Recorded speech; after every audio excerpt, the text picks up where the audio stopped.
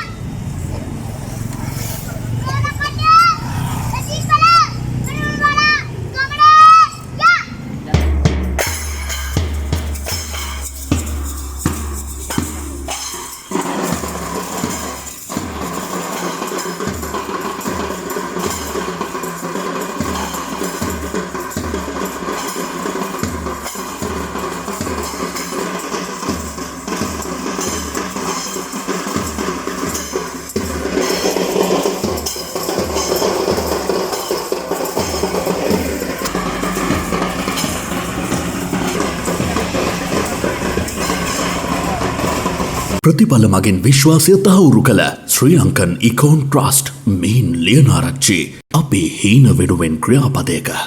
ඒ video clip එක මේ දවස්වල මේ අපි හැමෝගෙම හදවත් සොරාගත්ත වීඩියෝ ක්ලිප් එකක් හැමෝම ගොඩක් කතා වුණා.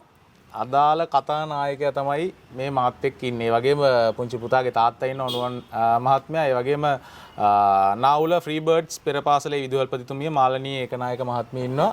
ආයිබෝවන් ඔක්කොටම. ඔයාගේ නම මොකද්ද? කෙවින්. කෙවින් විතරද? කෙවින් නවිෂ තත්ත්‍ර දසනායක. හොඳට කතා කරන්න පුළුවන්. මට මේ මුලින්ම මේ දැන් අර ඔයාගේ වීඩියෝ එකක් හැමෝම දකින්නවනේ. කට්ටිය කතා කරලා කියනවා හොඳයි කියලා. එහෙම කියලා එහෙම නැද්ද? සමහර අය කියලා තියෙනවා. ඔයාට මොකද හිතෙන්නේ මේ කරපු ඒ වීඩියෝ එක ගැන? ඒ බෑන්ඩ් එක ගැන සන්තෝෂයිද? ඔව්. මට පුංචි කෑල්ලක් කරලා පෙන්නන්න පුළුවන්ද? කරලා පෙන්නන්නකෝ. මම තමයි ආරාධිත අමුත් ඇවිල්ලා ඉන්නේ. කරලා පෙන්නන්නකෝ. සුබ උදෑසක් වේවා තුමනි. ෆ්‍රී බර්ඩ් පඩපාසලේ තුරියවාද කාණ්ඩය සියල්ල සම්පූර්ණයි නිවැරදි තුමනි. ඉදිරි කටයුතු කරගෙන යාමට ඔබගේ ආශිර්වාද තුමනි. එහෙනම් නුවන් ප්‍රදීප් මහත්මයා කෙවින් පුතාගේ අප්පච්චි වීඩියෝ එකක් වෛරල් වෙනවා. ආය ඒක ගැන කතා කරන්න වචන නැහැ. අපේ වචනෙන් කියනවා නම් කට්ටිය ඔක්කොම හොල්මන් වෙනවා. මට මේ මුලින්ම කියන්නකො මේවා පුරුදු කරේ කවුද? පුරුදු කරේ සරඹ ටික පුරුදු කරේ මම. ඊට අමතරව අනිත් සංගීත ටික මේ ප්‍රදේශෙම ඉන්න අනුරාධා කියන මැඩම් තමයි පුරුදු කරේ. ඊට අමතරව අපේ විදුහල්පතිතුමියත් අනිත් ආචාර්ය මණ්ඩලයත් ඒ වගේම එල්සී ඒකනායක අයියත් මේකට ගොඩක් උදව් කරා මේ වැඩේ කරගෙන යන්න.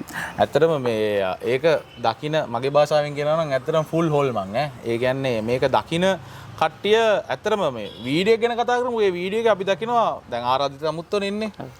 ආරාධිත අමුත්තෝ කිසිම සේත් ඒ වගේ දේවල් බලාපොරොත්තු වෙන්නේ නැහැ. වචනෙන් කියනවා නම් කෙලින්ම සර්ප්‍රයිස්. කට්ටිය ඔක්කොම පුදුම වෙනවා මේ බෑන්ඩ් එකේ ලීඩර් මේ විදියට පර්ෆෝම් කරද්දී.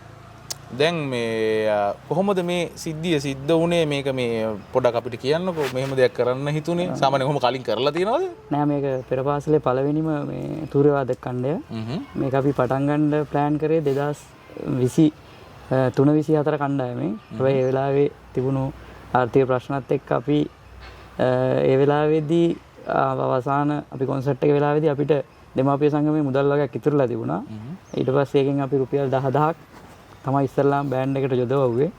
ඒකත් බබාගේ අම්මා තමයි ඉස්සෙල්ලා යෝජනා කරේ අපි මෙහෙම බෑන්ඩ් එකක් කරමු කියලා. ඒත් ඒ අවුරුද්දේ අපිට කරගන්න බැරි වුණා. ඊට පස්සේ අපි දෙවෙනි අවුරුද්දේ ඒ කියන්නේ 2024-25 කණ්ඩායමේදීත් අපිට මෙයාලගේ ලෝගෝ වගේක් මහලා ඉතුරු වෙච්ච මුදල් වගේක් තිබිලා එතනදිත් අපි යෝජනා කරා මේ මුදල් බෑන්ඩ් එකට යොදවමු කියලා. හැබැයි අපි අවසානයේ ඇඳුම් මේගොල්ලෝගේ බෑන්ඩ් එකට ඇඳුම් හදාගන්න යද්දී එතන තිබුණු මුදල් ප්‍රශ්නෙත් එක්ක අපි එක වෙලාවකදී බෑන්ඩ් එක නොකරමු කියන තැනට ආවා. නමුත් නැවතත් අපි මැඩම් එක්ක ආයෙ කතා කරලා අපි යුනිෆෝම් එකක් නැතුව හරි මේගොල්ලෝගේ මේ ස්කූල් ෆී ටිකට් එකෙන්ම මේ වැඩේ කරමු කියලා මේ ටීචර්ත් මේකට උනන්දු වෙලා වැඩේ පටන් ගත්තා. ඊට පස්සේ අපිට දෙමව්පියෝ ගොඩක් උදව් කරා බඩු ටික ගන්න බෑන්ඩ් එකේ. ඊට පස්සේ ඉතින් අපි ප්‍රැක්ටිස් පටන් ගත්තා. පටන් අරගෙන අපිට ටික කාලයක් යද්දි මේ කුණාටුවත් එක්ක මේක නතර කරන්න වුණා. ඊට පස්සේ අපි අවසාන දවස් 5 වගේ කාලයක් තමයි නැවත පුහුණුවීම් කරේ.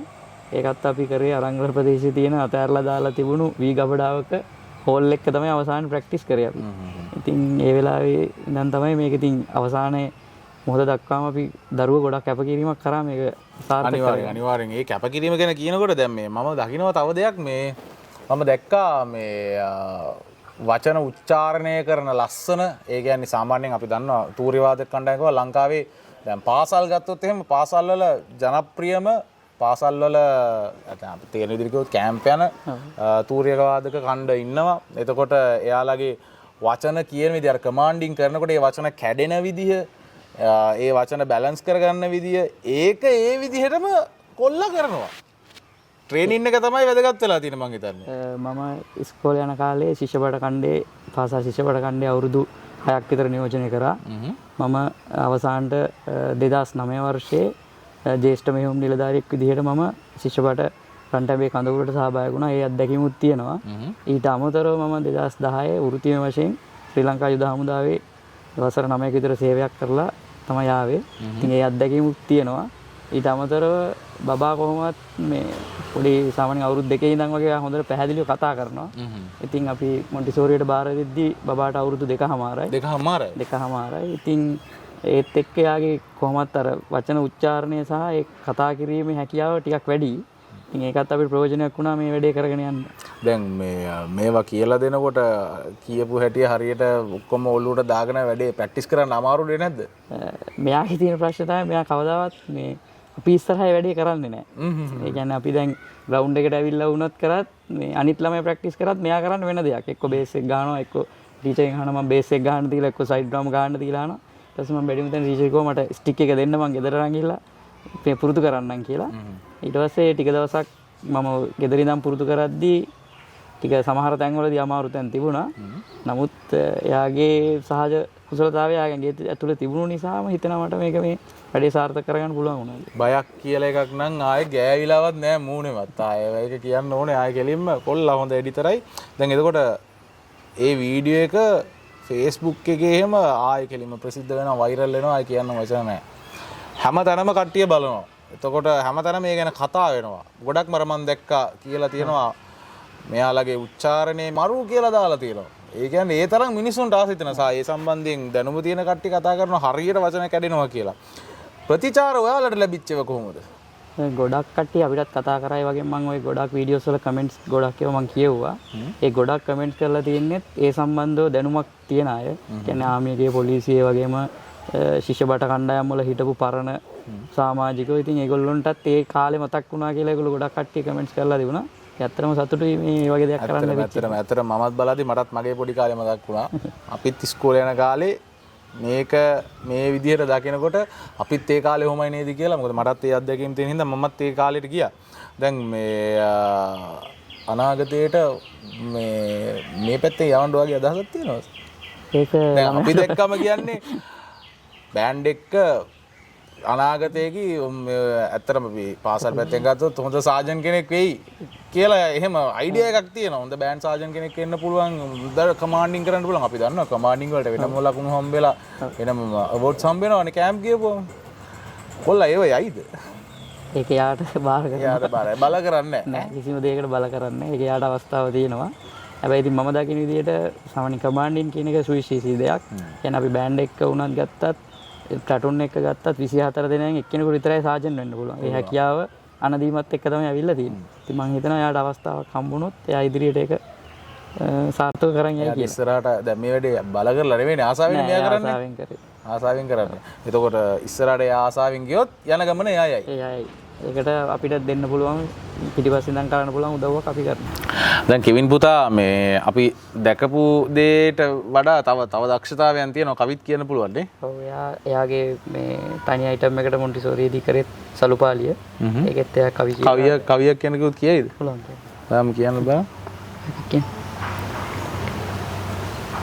සොලසා සංකය පළමුව පෙරුම් පිරු බලයෙන්දා මෙලෙස මුනි දුවත් රාසන වැඩහිඳ කෙලසුන් බෙන්දා කලස රැගෙන මිහි කත දසකී අනුමස් බලයෙන්දා සිරස නලල පැමිණි දෝස දුරලන් මුනි බලයෙන්දා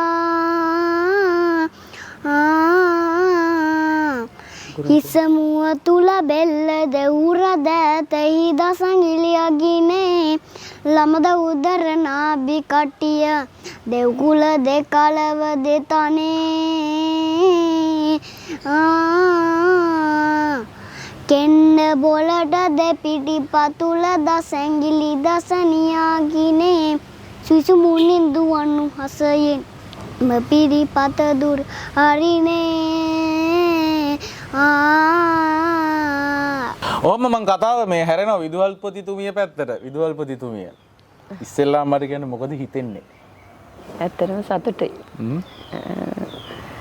ඇත්තටම මේ කෙවින් පුතාගේ අප්පච්චි කිව්වා වගේ මේ අපි මේ අවුරුද්දේ තමයි බෑන්ඩ් එක පටන් ගත්තේ. ඉතින් ගොඩාක් බාධක මැද්දේ තමයි අපි ඒක කරගෙන ගියේ. ඉතින් මෙහෙම උනේ එක දැන් ඇත්තටම ඒක උනේ දැන් කෙවින් පුතා හින්දා තමයි. ඉතින් ඒක ගැන ආඩම්බරයි.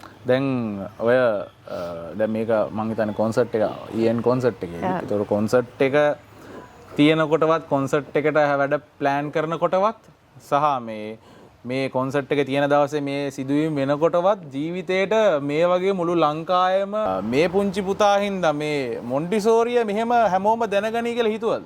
එහෙම අදහසක් තිබ්බේ නැහැ. මම නම් හිතන්නේ. ඒ ජීවිතේට හිතන්න නැතුව ඇති. ඔව් එහෙම නම් අදහසක් තිබ්බේ නැහැ.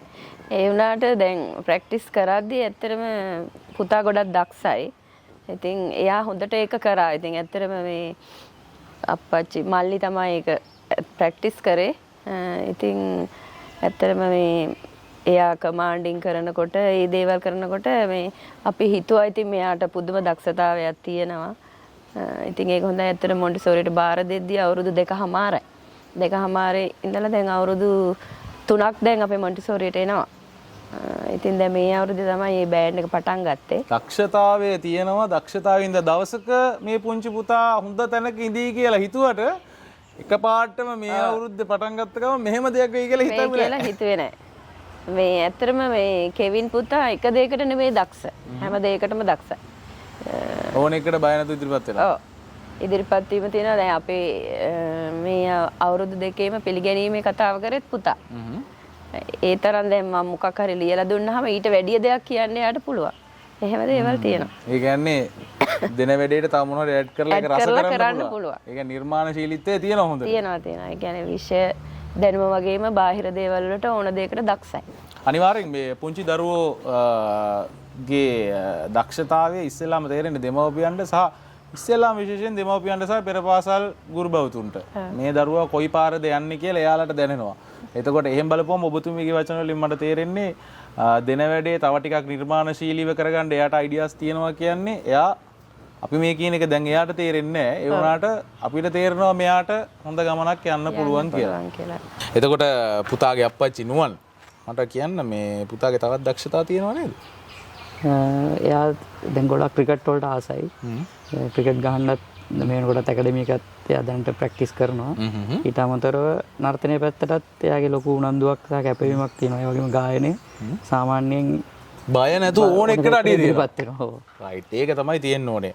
අවසාන වශයෙන් දැන් මේ කටයුතු දැන් මේ වීඩියෝ එක වෛරල් වෙනවා මුළු ලංකාවම දකිනවා මුළු ලෝකෙම මිනිස්සු දකිනවා ශ්‍රී ලාංකිකයෝ ගොඩක් කට්ටිය කතා වෙනවා. එතකොට මෙතන මේ සිද්ධිය වෙනකොට එතන හිටපු පිරිස ඔයාලගේ පෙර පාසලේ දෙමව්පියෝ ගුරුවරු ඒ කට්ටියගේ හැඟීම කොහොමද? කට්ටිය කතා වෙච්ච විදිය.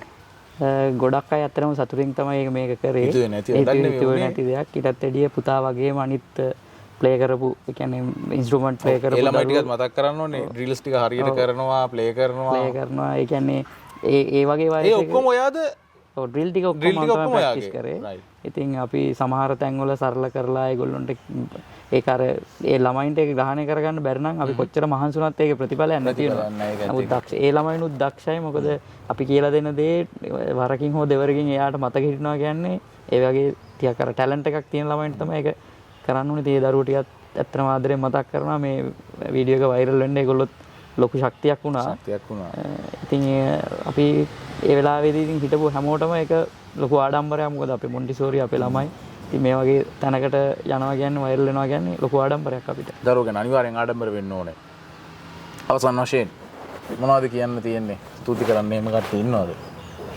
ඔව් ඇත්තටම විශේෂයෙන් අපි විදුහල්පතිතුමට ස්තුති කරන්න ඕනේ. මොකද පෙර පාසල තියෙන හින්දා තමයි මේ වගේ දක්ෂතා තියෙන කට්ටිය එළියට එන්නේ. ඊට අතරේ ගුරුවරයාට අර ඉස්සලා කිව්වා වගේ මේ ගුරුවරයාට තමයි ඉස්සලාම දරුවාගේ දක්ෂතාවය පේන්නේ. මොකද අපි ගෙදරදී දරුවත් එක්ක ගනුදෙනු කරන විදිහ නෙමෙයි දරුවා පෙර පාසලට ඇවිල්ලා මේ ටීචර්ලත් එක්ක ගනුදෙනු කරන්නේ. ඉතින් ඒ වගේ දෙයක් කරන්න යෝජනාවක් අරගෙන ඒකට ක්‍රියාත්මක වීම සම්බන්ධව ඇත්තටම විදුහල්පතිතුමයටත් අපේ සියකනායක අයියටත් ඒ අමතරව ඉන්න අපේ අනිත් ආචාර්ය මණ්ඩලයටත් ඇත්තටම ගොඩක් ස්තුතියි. ඒ වගේම අපේ මොන්ටිසෝරි හිටපු දෙමව්පියෝ කියන්නේ ඉන්ස්ට්‍රුමන්ට් ටික ගන්න සමහරලාට තමන්ගේ ළමයා නැති වුණත් ඉන්ස්ට්‍රුමන්ට් වලට සල්ලි දීපු පරිත්‍යාග කරපු දෙමව්පියෝ හිටියා. ඒගොල්ලන්ටත් බොහොම ස්තුතියි. ඒ වගේම මෙයාගේ කෙවින් බබාගේ අම්මත් මෙලා ආදරෙන් මතක් කරනවා. ඉතින් එයාටත් බොහොම ස්තුතියි. මොකද එයා තමයි ඉස්සෙල්ලා මේ යෝජනාව ගෙනල්ලා අපි මේක කරමු කියන අදහස ගෙනාවේ.